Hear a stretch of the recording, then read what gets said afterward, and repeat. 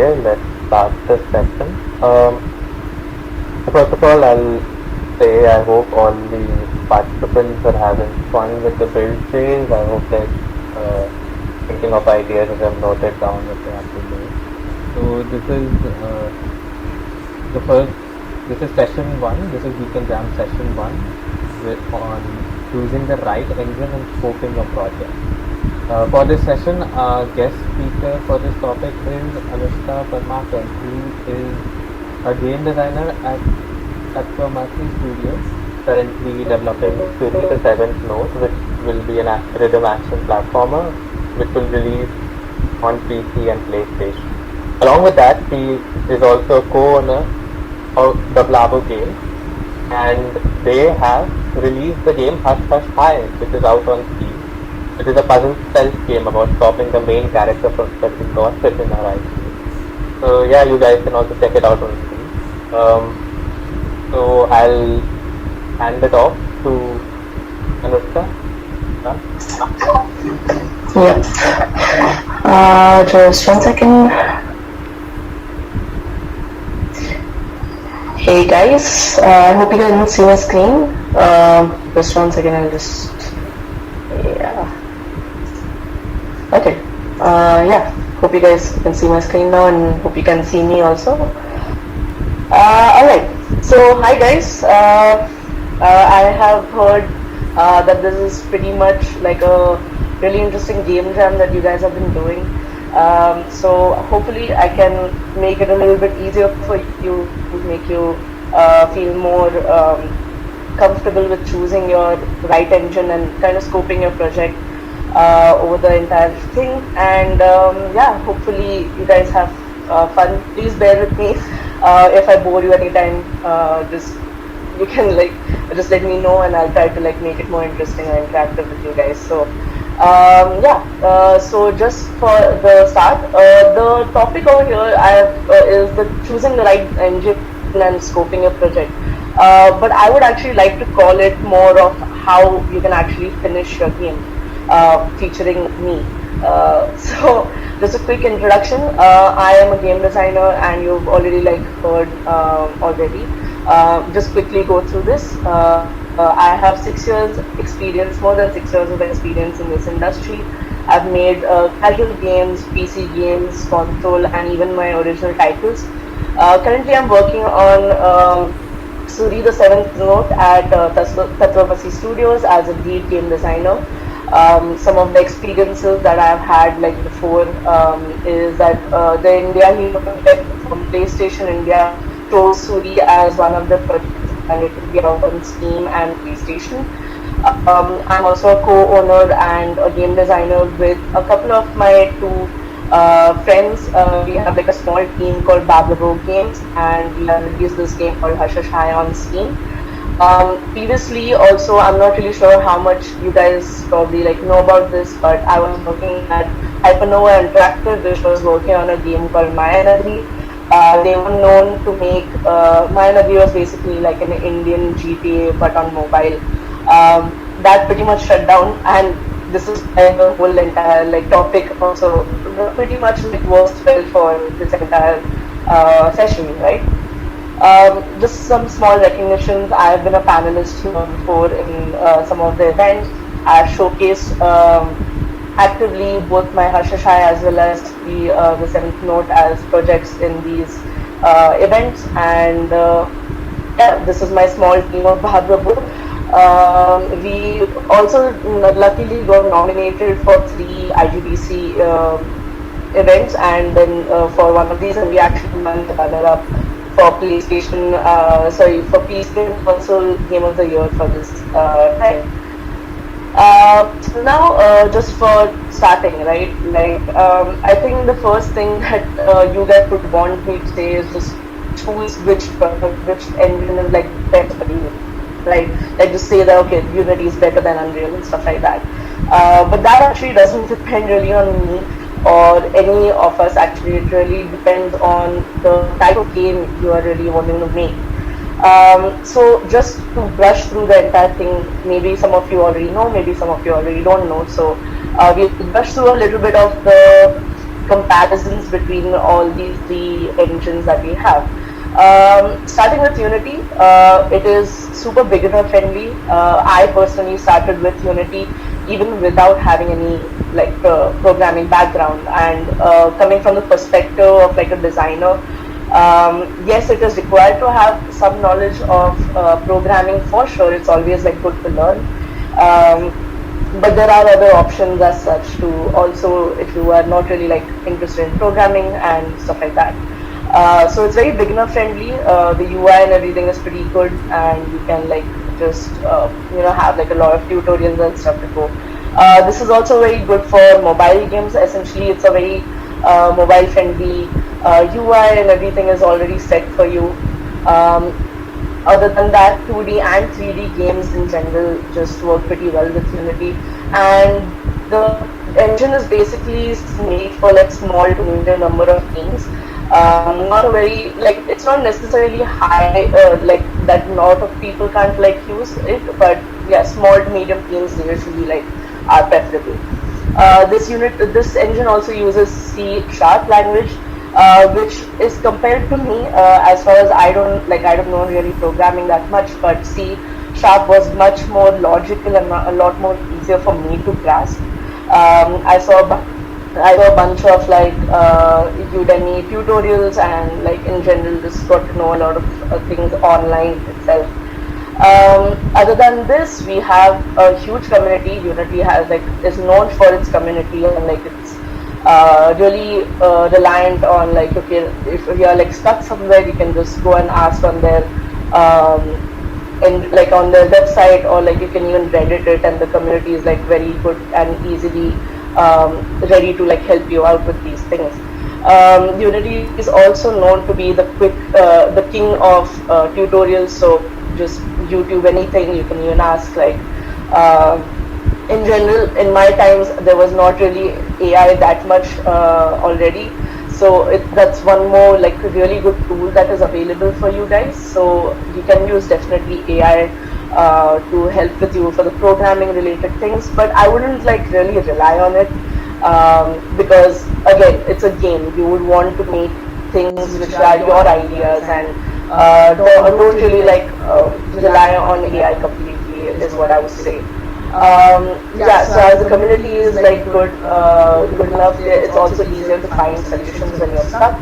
And one really great thing about Unity is that they have this asset store, which is basically you have everything available to you. Probably if you like want to make like a health bar, it's all available on the asset store, and you just have to plug it in, or like there's already tutorials made by other people, and you can just like plug it in and like just make it as quick as possible. A few like cons for Unity is that it is a little bit on, you have to like structure your project a little bit better, so that it doesn't get messy, you don't like lose your data and stuff like in it, and there's slight like coding involved in it, of course. That was for Unity. We have Unreal. So personally, I don't really know a lot about Unreal. I've dealt with all these engines and stuff like that. I have also worked with Unreal, and it's not my favorite, honestly. It is also like a medium to hard level of like learning curve. So the learning curve is much heavier than Unity or Godot.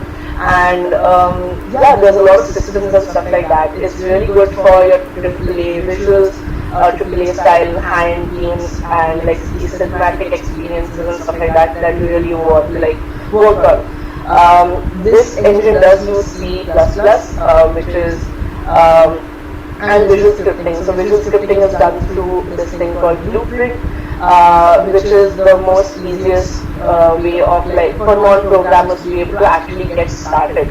Personally, I did try that itself, the whole Blueprint thing. I did get the hang of it here and there, but since there's a little bit of a con on, it might be an overkill for you, because there's so many things to work around, and you probably don't have like access to a lot of things that you probably want to buy yourself. But yeah, that's a little bit of difficulty.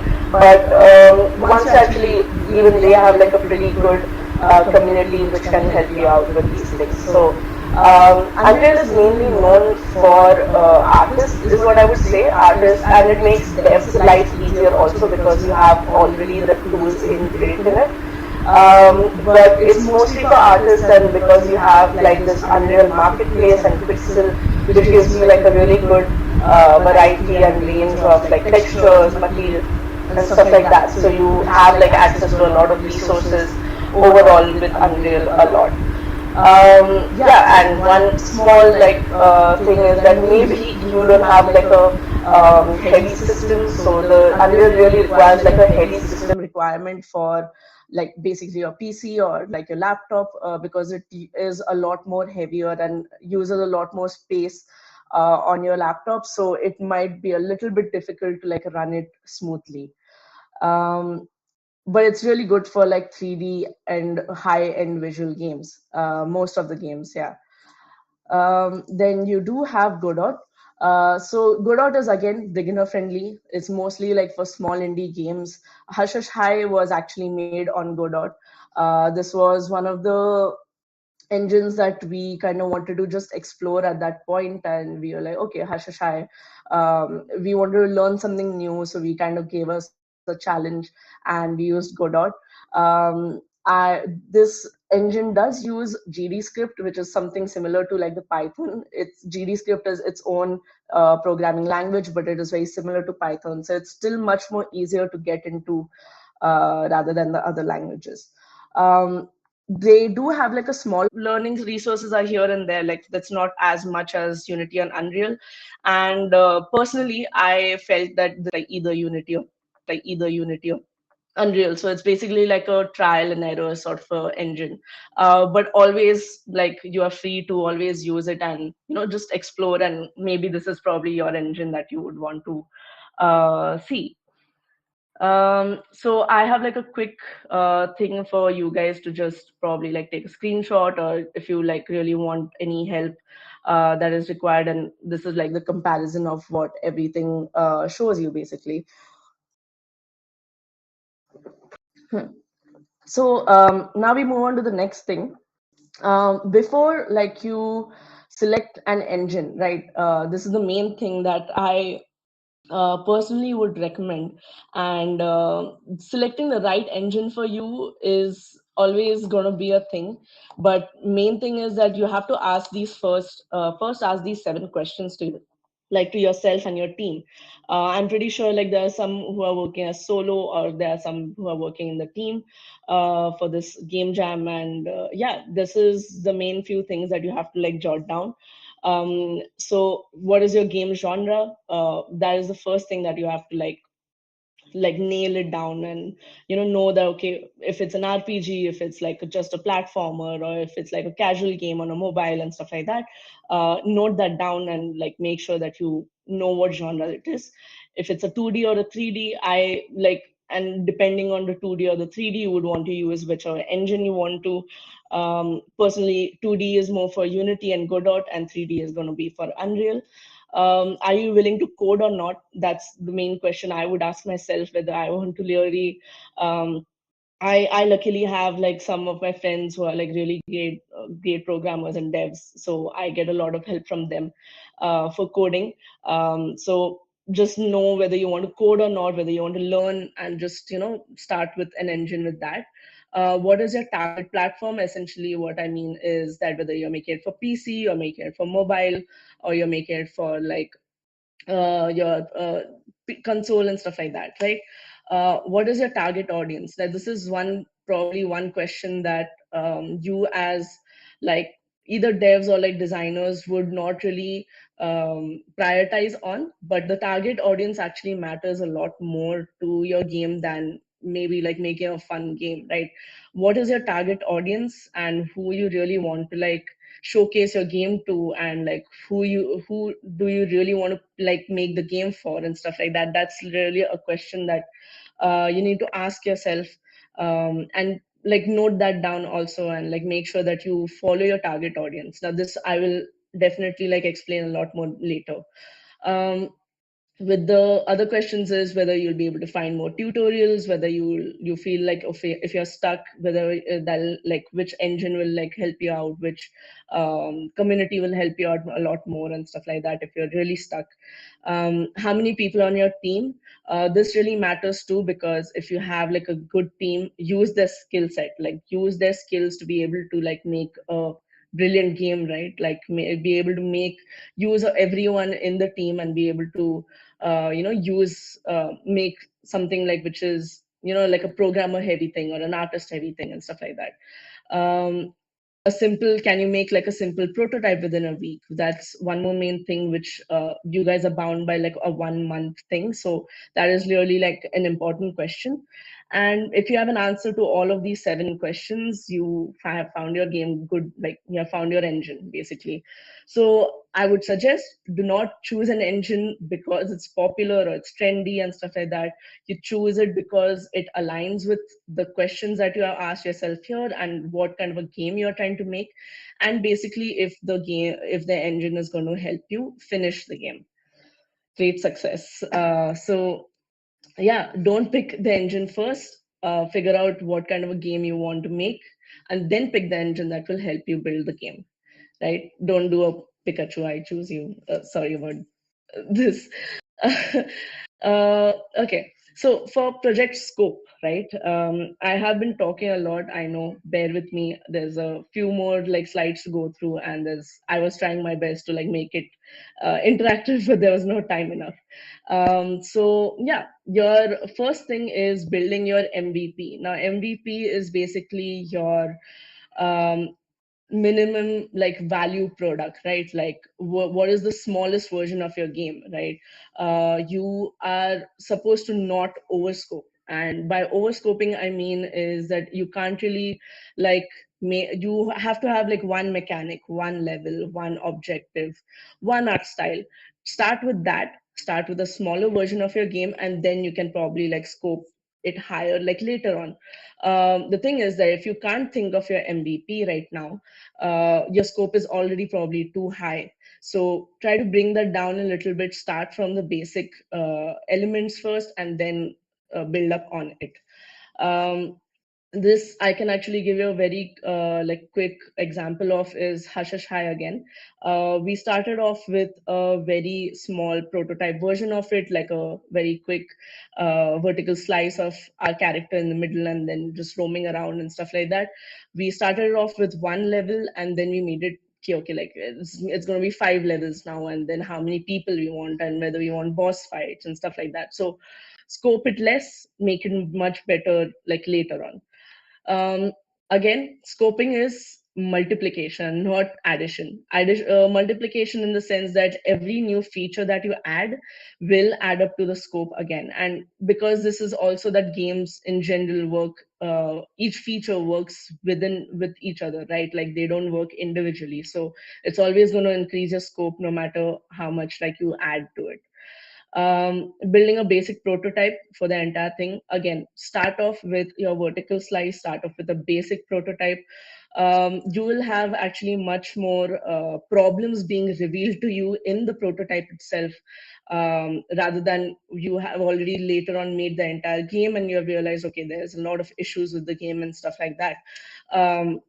So in the prototype phase, once you are like having a lot of problems, you are supposed to do a lot of playtest sessions and stuff like that, and that's going to like give you a lot more things to like work on, and change a few things if it doesn't work out and stuff like that.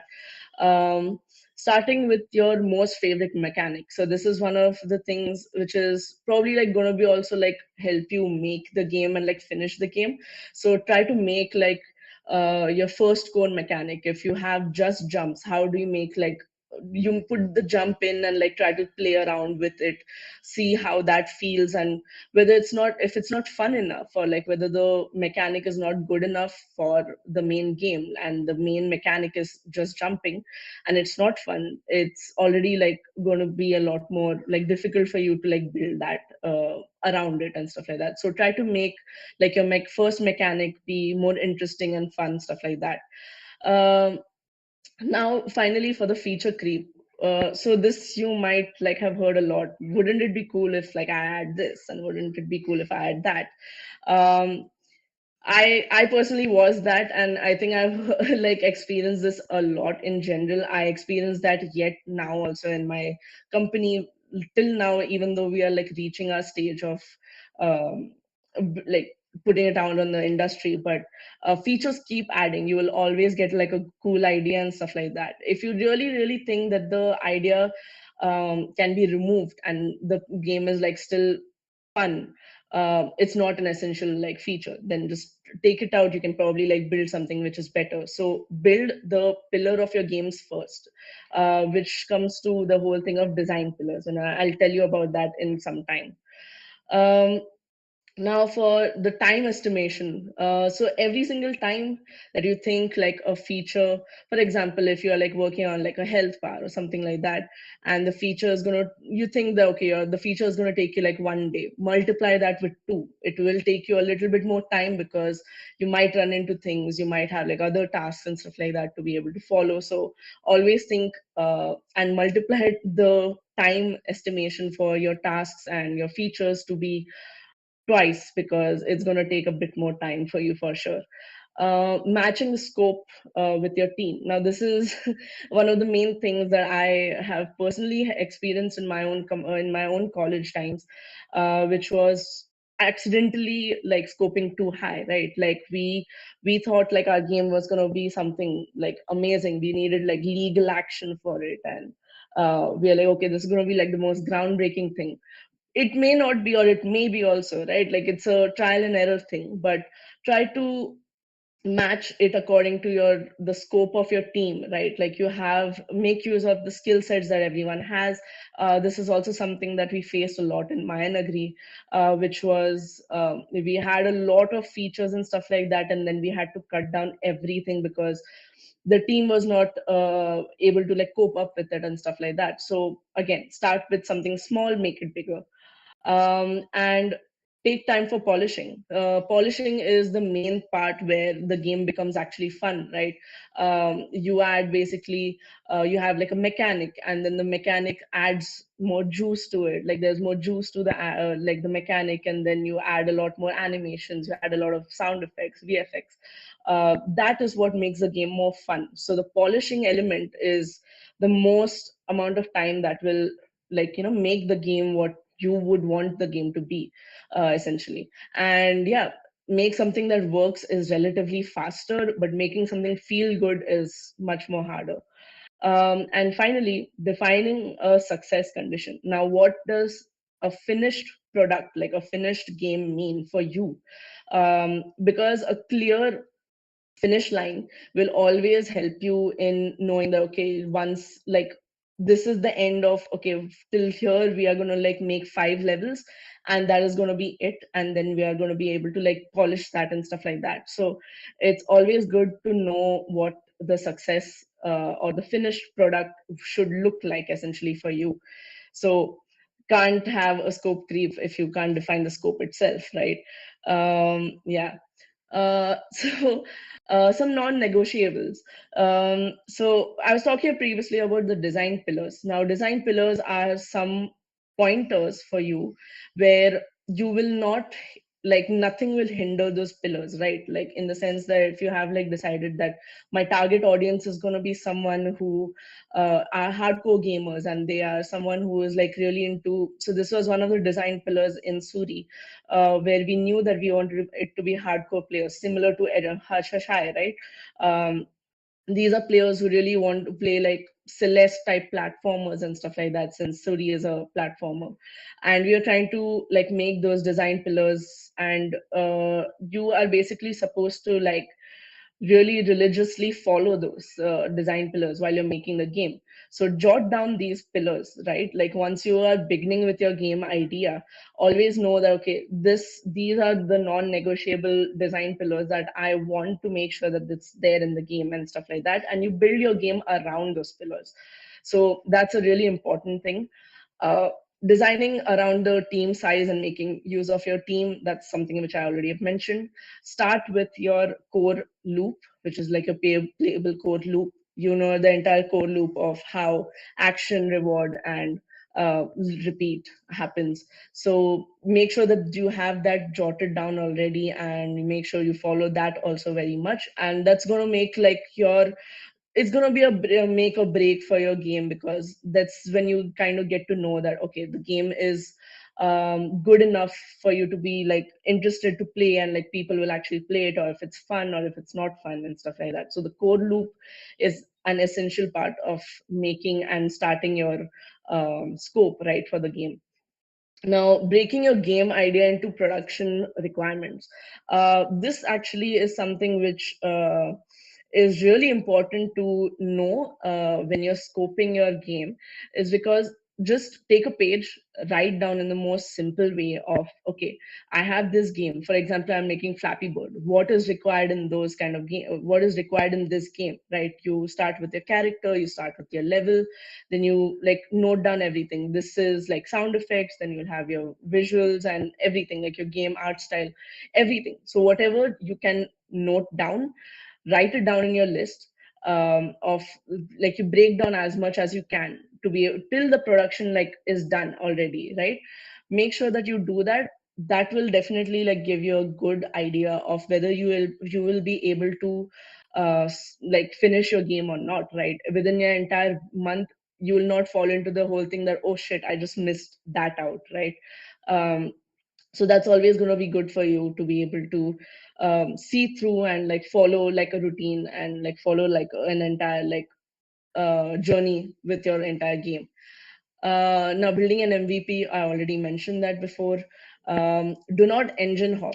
So engine hop is where, since you're just starting out and you probably like are very curious about like all the engines, and you would be like, okay, I'll give like a week to Unity, I'll try out Unreal, I'll try out Godot. By the time you already are done with your entire like month worth of like game jam, and you're already like, you don't have anything in hand right to make. So I would suggest, start with like, just ask those 7 questions that I asked you previously, make sure that you have an answer for them, and start with an engine. Do not engine hop where you're like, okay, I'll give this a try right now and go to the next one. Just stick to the engine that you have started with. I'm pretty sure it's like a learning curve for everything, right? Like engines are a learning curve. So give it some time to be able to like understand these and be able to like stick with one engine. Finally, we have the prototype before committing. So of course, I have like told this before also, that prototyping is the main part where you'll also get to know how high of a scope is your product, whether it's working or not, whether you'll be able to finish it or not. So before you actually commit to the entire thing of like, okay, I'll make like the best, like the like never bessers, or like even your friends and stuff like that, to just see whether your idea or like your game is actually working out, and if it's fun to actually play, so everyone else will play it. So it should be like an experience, right? So just make sure that the playtest is also happening earlier in your scope, and keep that in your scope itself. One last thing for this one is that a small finished game always beats a giant unfinished game. This is one of the main things that we did not actually um, realize, that Harshashai is a very small game, right? Like, it's a 5 level game. That's it.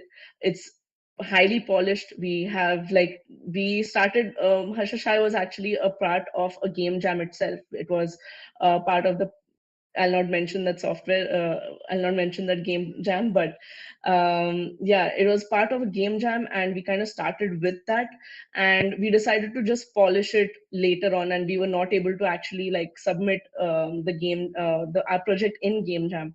So we decided to just take it up and polish it and stuff like that, and make more like levels, few levels here and there. So it's a really small finished game, and it beats like a giant unfinished game, which was, in my experience, Maya Nagri, because it just never came out, and it was a much more of a higher scope, and a really good project, but much more of a higher scope, which we couldn't sustain, of course.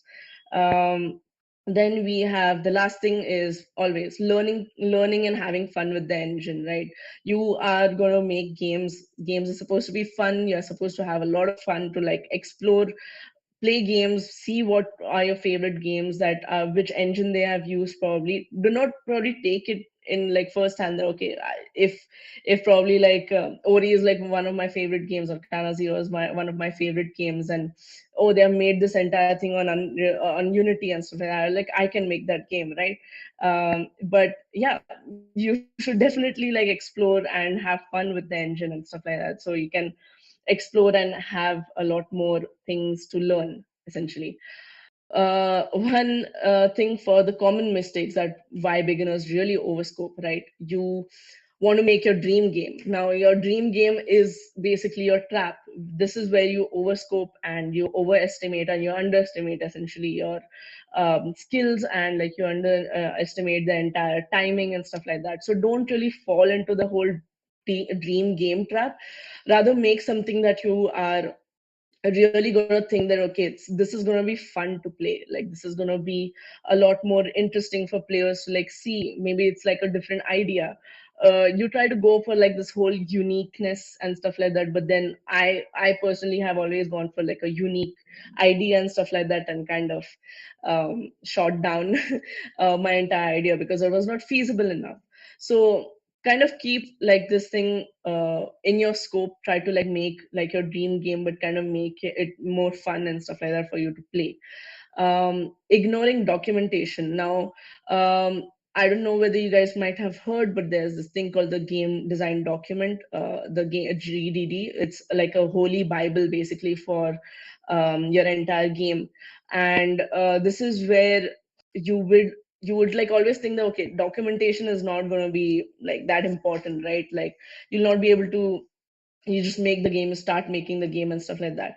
The thing is, the moment you start it, and maybe you have like tried out a few things here and there, and it has not worked out for you, write that down also, right? Like this GDD was going to be like helpful for you to be able to write down your failures also, so that you can come back to these things for when okay, you tested something out and that did not work out. You're like okay, why did we not make this like happen before, or why did this not work out, right? You go back to your documents, you see okay, oh, this is the reason why I was not able to do it, or this is not possible and stuff like that. GDDs help you with keeping up with your journey, as well as knowing and noting down your entire thing of okay, you also, so this is one more thing which also happens where once you make like a game, right, once you're making the game and you come up with a brilliant idea, you're like oh wow, like this is going to be groundbreaking. You forget to note it down, and this has happened to me a lot of times. You forget to note it down, and then the next morning you wake up and you've already forgotten it. So the moment you get an idea, just note it down. Make sure that okay, you can like come up to scoping for it and everything later on, but make sure that you document it and keep like come back to it later. um Final thing, one more thing is about the features, adding features forever, or like I would call it, do a feature lock. So I will mention this to you in the weekly thing of when should you actually feature lock. But feature lock is essentially going to help you scope down your game completely, right? Like in the sense that okay, till the end of second week is when I am going to make sure that okay, this feature is completely locked, right? Our control scheme, or like the control mechanics are everything done by this time, and no adding new features after that. So that is going to definitely like help you out a lot more to scope around and like add more features if you really want later on, but kind of that's the last part of it. Design pillar fallout, again, something that design pillars are something that you work around with. This is personally something that most even industries like really struggle with right now, that they do not kind of like follow their design pillar, and now you are like in this whole thing of okay, what was the game like, ultimately what was the game, right? So you kind of have to make sure that you don't fall out of the whole your design pillars and your like your structure that you have built your game around. So then is not building a prototype first. Very common mistake. You have to make your prototype first and then you build the entire game. Not play testing your game enough, you internally as well as outside externally. Make sure that you really get to like hear what other people have to say for your game, because again, the game is not just you making the game for yourself, but you are making it for someone who has fun with the game. So you would want to make them play the game and see whether the game is good enough and stuff. And last is not using version control. So version controls are all these software, so you can say Plastic, SCM, you have your GitHub. Unity has its own version control, Unity version control. Make sure to use those things so that you and your team have good enough control of like not losing data basically in your entire project. This has happened a lot of times during our college times, so I'm like really like telling you to make sure you use version control. So for the last main thing, right? How to realistically finish a game within a month. For your first week, you would want to iterate, brainstorm as much as you can, right? Like take the like week to make sure that all your brilliant ideas and like everything that you really want to make and stuff, bring that all in. You don't, at this point, you don't really have to scope down, right? Bring in as many brainstorming sessions, bring in as many ideas that is possible. Note all of those things down. You might have like your own ideas, you have your teammates ideas and stuff. Bring all of those down and try to see which one is feasible for you. Once you have made the feasibility like clear, that okay, like I am going to make sure that I'm making a player like a platformer game, right? Prototype it. Start prototyping with your core mechanic only, right? Like only your core mechanic of like jumping here and there, see if it's like fun enough and all those things. Play test it, and then have like a high level game scope for this basically. This doesn't require you like any art, no polishing required and stuff. The only thing is that you have to see whether the game is fun. If it's not fun, kill it. Honestly, that's going to help you out a lot more. This is something which I struggled again, like on my part for the longest time, that I fell in love with my own art, and it would be really difficult for me to honestly kill a project or even kill a feature here and there, and we still struggle with it right now. I still fight for a lot of features in my own like games and stuff like that. But if you really have to scope it down, make sure that you do like do that, because it is much more easier to have a finished game rather than having like a very high scope game and you have not finished it. So yeah, that's your first week. For your second week, you're going to be able to make like your control scheme, like jot down and make sure that your control scheme works pretty well. It's flexible enough, it's fun enough for you to be able to see and play the entire thing as like a fun element and stuff like that. You have your basic levels. You can create like maybe max of like two levels, maybe one level, and it's like a big enough level and stuff like that. You have some basic enemies, one or two enemies. You have like a basic UI is something which most students or like most people like forget. UI as well as like audio is something which most people like forget. So have like a basic UI, because UI is also something that you really have to learn. It's like a learning curve to be able to know its ergonomics and stuff like that. It's a lot of things. So have like your basic UI also set up during this time, and have like an internal playtest with this entire thing. Your week 3 is going to be polishing and balancing, polishing whatever you have made and balancing whatever enemies and stuff like that you have. This is also probably week 2 and week 1 is still probably somewhere where you have time enough to add a few more features here and there. But make sure that your structure and your design pillars and everything are like nailed on, right? So week 3 is polishing and balancing. You add your sounds, you add your VFX, you basically add juice and your fun elements and like the wow factor in your game. And this is probably the time where you should not have any new features being added, and you have like an external playtest. Now this is probably still like a little bit too late for you to have like an external playtest. You should probably have it a little bit more earlier, but this is not even like a bad point where you can do like an external playtest and just stick to your game. And week 4 is your final bug fixing and final tuning. This is not the place where you can add a new feature and stuff like that. You can try to probably like add a few interesting things and something which will like be a little bit unique and stuff like that. Playtest this and build your like prepare for making a build and stuff like that. So yeah, I guess that's pretty much it. I am open for questions, and please have mercy on me. I would, yeah,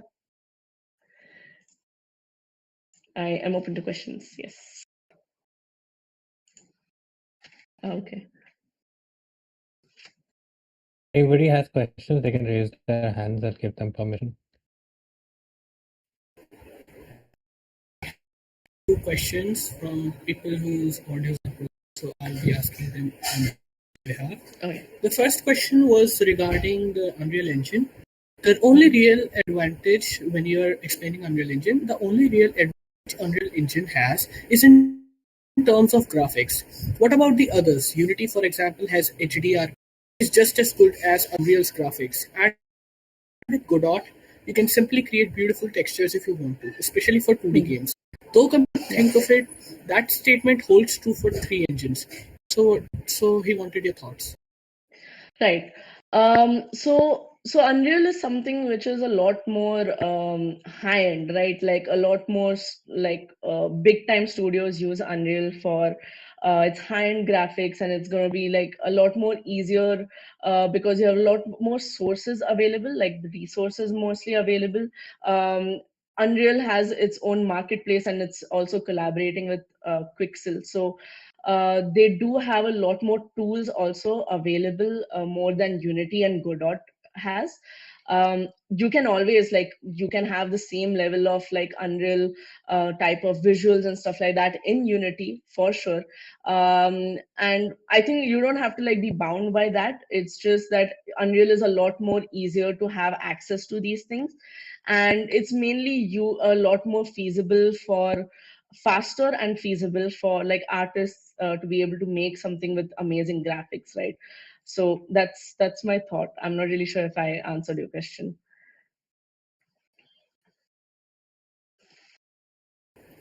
All right. I hope it answered James's questions. And the second question asked Wilson Whisk was, for a month-long jam, what could be the recommended game length for a linear game? He's asking. Could be the Okay. recommended game length. I'm not really sure about the game length, as in timing, or is it like how many levels you're supposed to have and stuff like that? Which is the what is exactly that you need? You can probably like write it down. Yeah.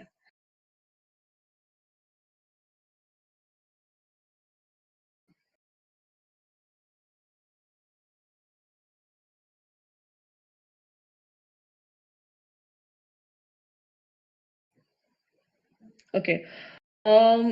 So for like a game like that, I think you just require a total of, now it again depends on like the type of mechanics that you're adding to the game.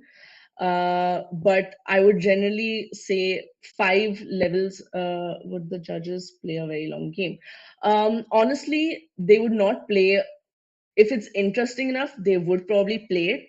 But I would suggest you to go ahead with probably 3 levels, like maximum of 3 levels. If it's like a short game where you just have to like jump and you have like something like Flappy Bird, for example, like if the idea is something like that, you can make a lot more levels for that, right? Because it's just generic level layouts that you have to like make and make it more interesting with just that. But if you're really having a lot more mechanics, you're planning to have that, okay, I have to have maximum of like 3 mechanics and it should be in the overall game, I would suggest you to go with like maximum of 3 to 5 levels, not more than that. So the total game length should be, minimum of, you can just keep it as this much. If you really feel that, okay, it's not enough to kind of showcase the entirety of like the fun level of this game, you would actually, yeah, it really depends on like the goals. It's basically you really have to like make sure that you engage them in the first like beginning only, right? Because it's a short like game jam and it's like within a month. You would want to kind of isolate it to just being key, okay, what's the first experience that they're getting, and hook them in the first moment itself. So even at that point, you will probably like, you can make like a 15 level game, and they would not even like notice that, okay, the game was so fun that they even finished 15 levels. That's like one of probably like one of the biggest things, biggest achievements that you would kind of get from judges. So yeah.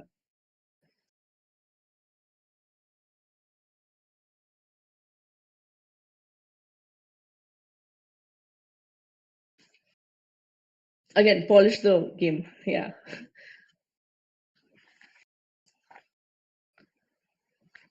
Okay, this question is from my side because I'm also participating. My question is like when I'm thinking of developing a 2D game, not platformer specifically, but any 2D game. I am thinking of using Python Spygame as a game engine because I am not that familiar with game engine. Okay. Can we make a good enough game, like a good game which has generally a good hook and not that good of graphics, and will the judges enjoy that kind of game? Yeah, That is one. absolutely. Yeah, absolutely. So there is literally a lot of games which don't really have like good high-end graphics, right?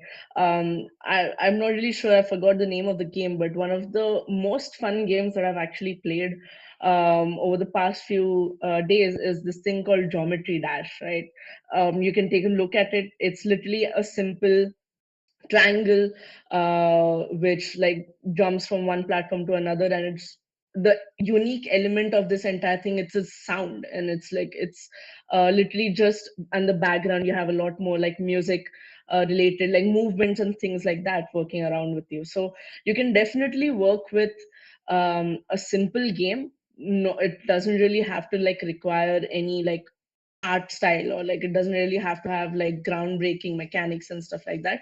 It can be a simple game which just needs to hook you immediately again, right? Like you can, and I'm not really sure, I'm not really experienced with the whole programming part of it, like the whole Python thing, but I'm pretty sure with whatever like sources that you have, and like you can always like come up with even the most, I have like friend, like we have also like in our other times we have tried to make a game out of um chess, right? Like you have tried to exactly. We have like we have like tried to make games out of chess. We have tried to make out of, okay, if you kind of like, the main question that gets asked in most interviews is, if you have rock paper scissors and you remove one of the scissors, like if you probably remove one of the elements, how can you make the game fun? So probably ask that question to yourself, where, you know, if I have something which is simple enough, whether it's going to get hooked, whether you're going to be able to make it interesting enough to play, and whether it has like things to, you know, do, like you have to make sure that it's an experience again, like the players are going through. So yeah, just know that this is a game that you would also want to make and like have fun with it. But yeah, that's,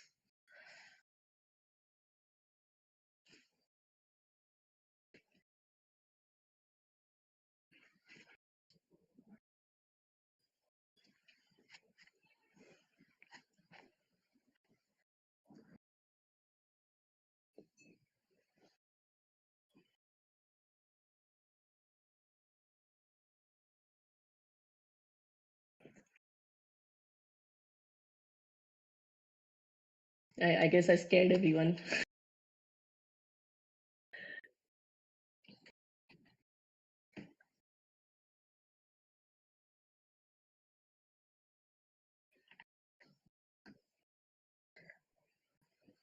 I'm not really sure about the question that I just got right now. Uh,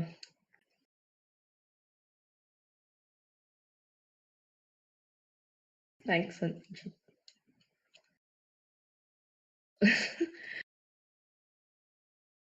I would probably just say just stay safe, I guess.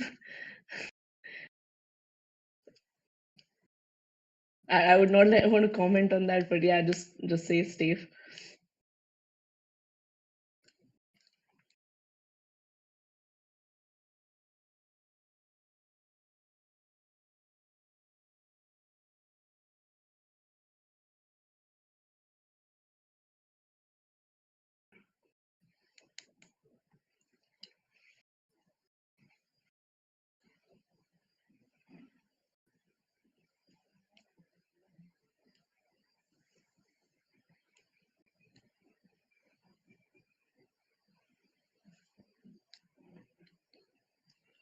Any other questions you guys have? Probably like related to the scope or something like that.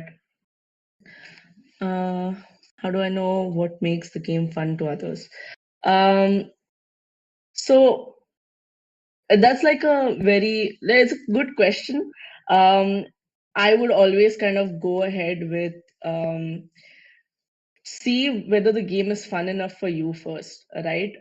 This is something which most like people in the mobile industry do, where they kind of break the entire like fun element, or they kind of hide the elements of like actually making the game enjoyable with uh, a business market. So honestly, it's more of what kind of game would you want to make, whether that's fun for us. Like personally, again, Hush Hush was also one of the main things where since it started from a game jam is why I'm giving you this example. The main constraint, or like the main theme for that game, for the game jam, was it's spreading. Now it's spreading can be taken in like different ways, right? It's always taken as, okay, it's spreading virus, or like there's zombies, or there's like an epidemic and stuff like that which is coming out. What we tried to do is think differently, right? We were like, okay, no, this is not going to make the game fun. This is not, it's going to just be like one of the games that would like, make it much more it would go down basically. So we tried to make it a little bit more different. We tried to make it that, okay, what is interesting, right? The first thing I thought in my mind was, okay, what was the other things that spread? And my main first thing was, okay, gossip, right? Gossip is always like already a fun element, right? Like gossiping, who doesn't like to gossip, right? And essentially, if it's also spread like it's in a high school setting, so you have like these elements which like you work around with. So you already kind of know that, okay, maybe gossiping is something which players will like find fun, right? Like you kind of, either they'll like it in a high school like experience and stuff like that. They want to our entire thing was, okay, we want to make sure that it gives like the retro feeling. Um, so even that side of a feeling is what would make a lot of like like others probably like interested in your game. So always like kind of try to satisfy your own feelings, and like satisfy your own like elements of fun, and then you can like make it fun for others. So it always will work out for you in that way.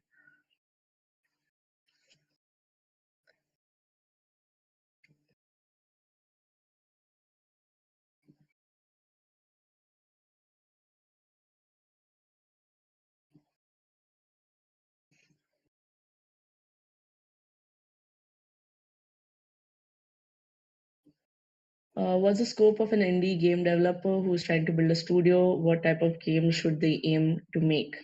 Okay. Uh, so the scope of an indie game developer, again, like it depends on already the tools that you have knowledge about.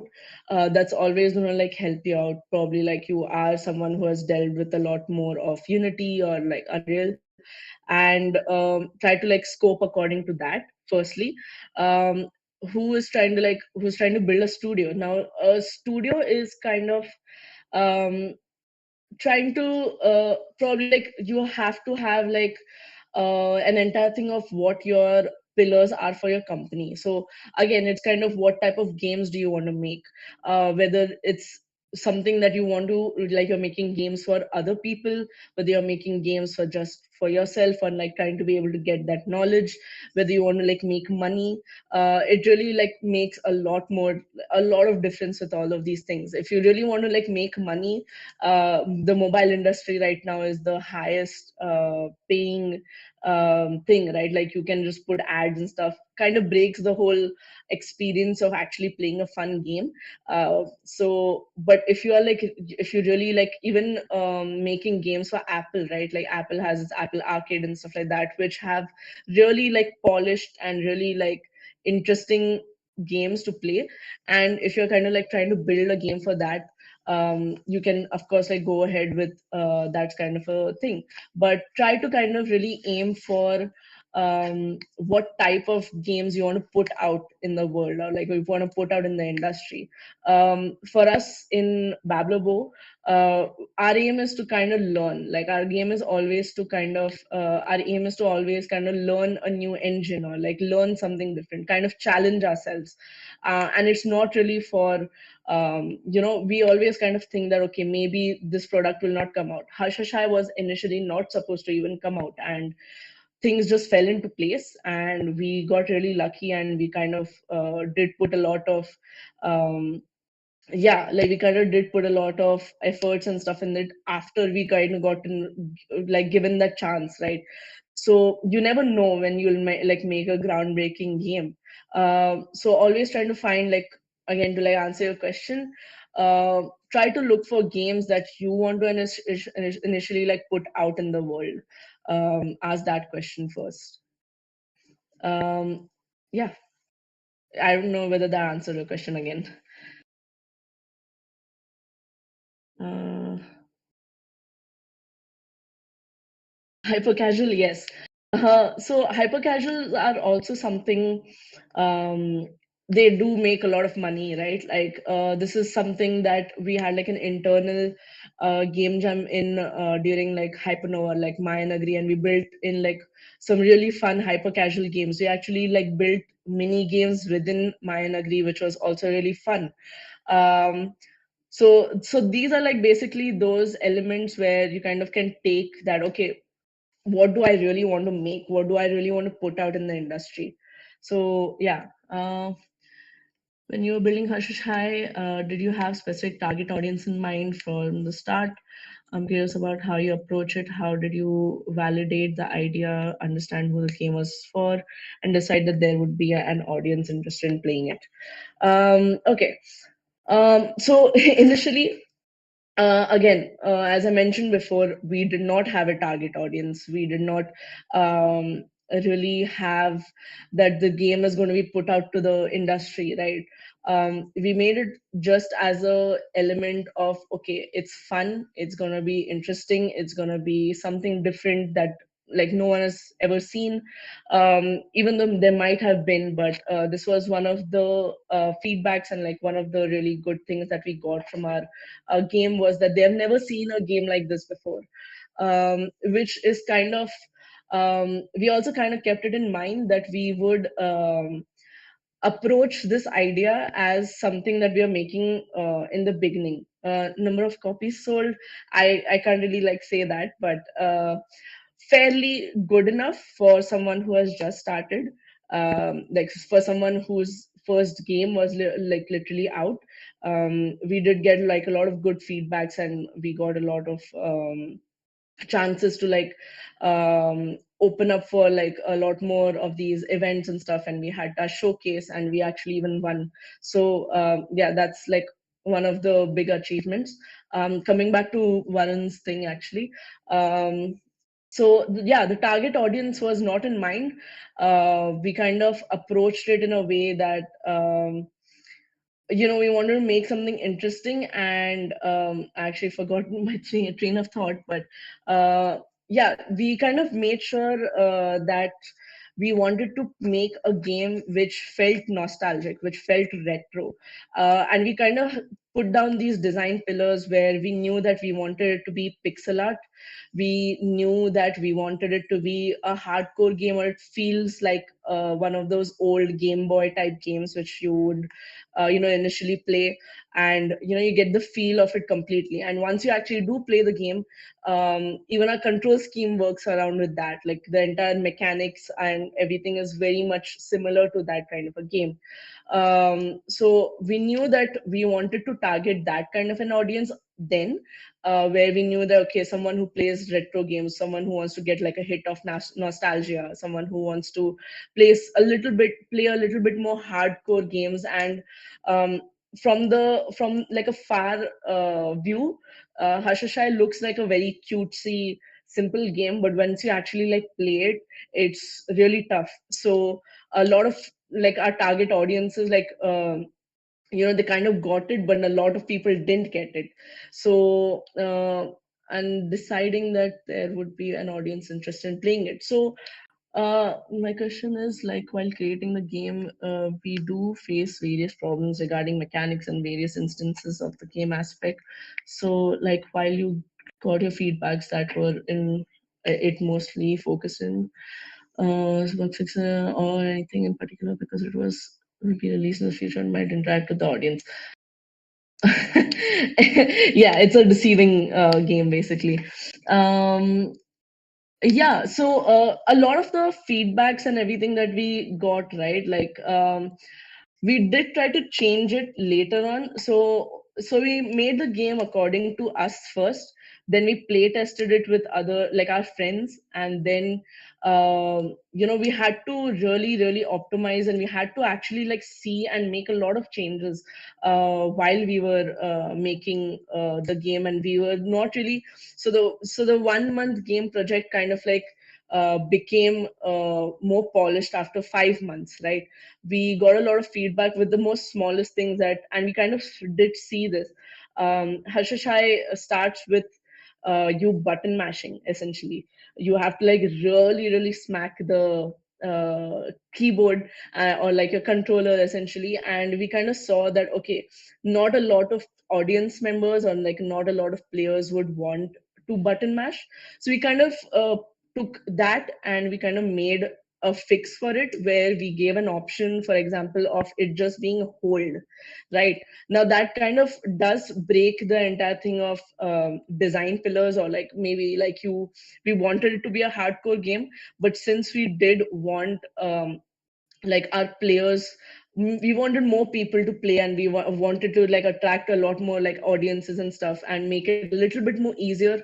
That's when we kind of made this change, right? So initially you would want to make the game according to how it is supposed to be built, and then try to take into consideration with all the feedbacks that you get, try to see if like that makes or breaks your entire game, and see whether it's like really necessary. A lot of people like even said that why don't you just like remove the entire our entire thing doesn't really have a map, right? Our entire map system is not as like a tab and a hold to open the map. You have to like really search for the maps in the game. And that's something that we didn't want to like break, right? Like we wanted that experience to still be there. So make sure that that okay, there are these elements or like these features that you would want to make sure that no, I'm not going to like remove these, or like I want to make sure that they experience this, and then go about with taking the features and feedbacks that you really want to like take in. Hope that answers your question. I did speak a lot, so let me know.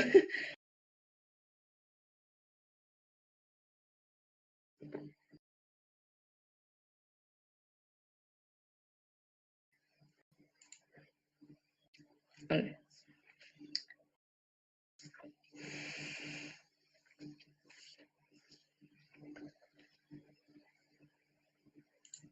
uh, cool.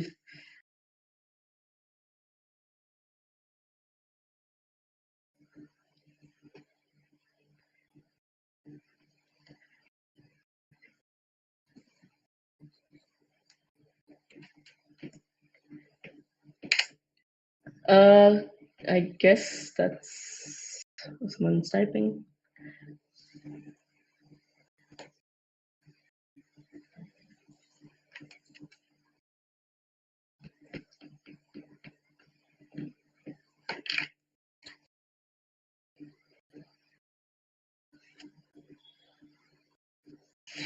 Uh, Again, yeah, it is difficult. I would just kind of say that it is difficult to understand what kind of difficulty or like what kind of level of uh, oh yeah. So this is actually something that we are honestly still struggling personally in Suri. A lot of people kind of like say that the game could be as difficult as like a FromSoft game, but a lot of people actually did like that idea of it being difficult.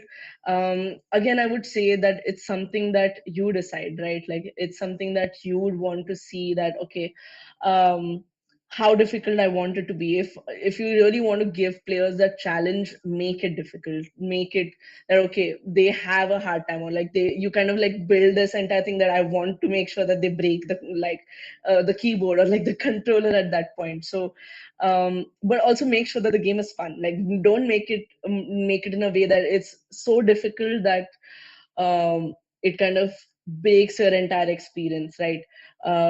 You also have to kind of judge the entire thing of okay, um, if the game is too difficult and it's not just for you and it's like not just for like a couple of people and it's happening with a lot more people, I think that's when you kind of know that okay, it's a problem and it's going to be a problem. How can we sort this out? How can we like lower it down? Like how can we make it more approachable?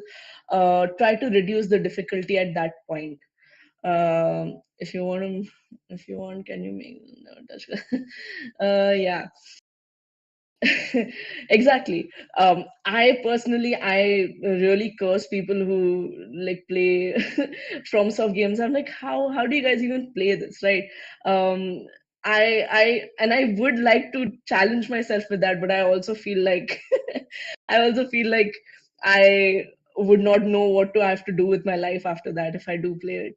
So yeah, I am also someone who uh, like I am an Overwatch veteran player. A lot of people do find that game also difficult, and they are like, "What the hell is happening in this game?" Right? But that's what their target audience is. Like they kind of know already that okay, they yeah, Hollow Knight exactly. So always kind of know that okay, try to like like play test it, see if the difficulty works. If you want to keep it or if you want to like lower it down so that more players are like wanting to play it and stuff like that. So yeah, hope that answers. Yeah, it might be controversial with the whole FromSoft games, but yeah, it's okay.